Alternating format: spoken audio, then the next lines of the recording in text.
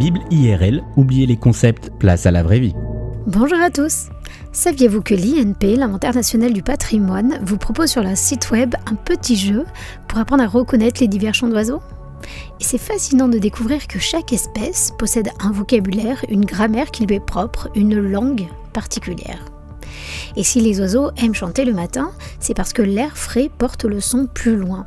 Par leur chant, les oiseaux lancent un message clair qui est « J'ai survécu à la journée d'hier et à la nuit, voici les limites de mon territoire, il est interdit à tout adversaire ». La première chose que font les oiseaux au réveil, c'est donc de protéger leur territoire. Et vous, quelle est la première chose que vous faites le matin ? Selon des études récentes, il y a de fortes chances que vos premières minutes de la journée soient consacrées à consulter vos emails ou réseaux sociaux sur votre téléphone portable. Certains d'entre vous partiront faire du sport, d'autres profiteront jusqu'au bout des dernières minutes sous la couette avant d'aller se préparer pour la journée. Mais savez-vous qu'à l'échelle d'un oiseau, cette façon de commencer la journée relève d'une prise de risque inconsidérée ? Commencer une journée sans en marquer le territoire, sans être protégé, est-ce que c'est bien sérieux ? Dans un genre littéraire bien connu, la poésie, la Bible nous invite à imiter les oiseaux et à invoquer Dieu dès le réveil pour qu'il protège notre territoire. Voyez un peu.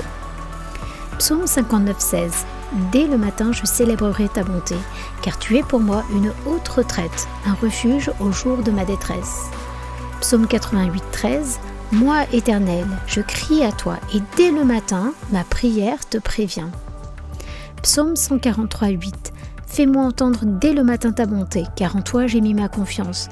Fais-moi connaître le chemin où j'ai à marcher, car c'est à toi que j'élève mon âme. Et si la première chose que nous faisions le matin, c'était d'invoquer la présence et la protection de Dieu sur notre territoire, c'est-à-dire sur nous-mêmes, sur nos familles, nos amis et les personnes dont nous avons la responsabilité ? À votre avis, quel serait l'impact d'une telle prière sur votre journée et sur celle de votre famille ? Oui, vous savez que c'est important, mais vous avez du mal à garder cette bonne habitude ? Alors voici quelques petites astuces très pratiques pour vous aider. Vous pourriez par exemple laisser un petit carnet de notes ou un éphéméride sur votre table de nuit et y noter ou illustrer vos prières avant de sortir du lit. Vous pourriez imprimer une prière, un psaume, un chant et l'afficher sur le plafond ou en face de votre lit.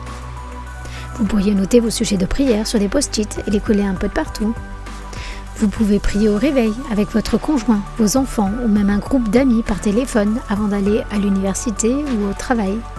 Enfin, si vous êtes capable de résister à l'appel des emails et autres réseaux sociaux, vous pouvez utiliser des applis qui vous proposent des méditations bibliques et un moment de prière sous la forme de stories. Il existe beaucoup de façons de prier, mais Dieu écoute chacune de nos prières. À vous de composer votre propre mélodie.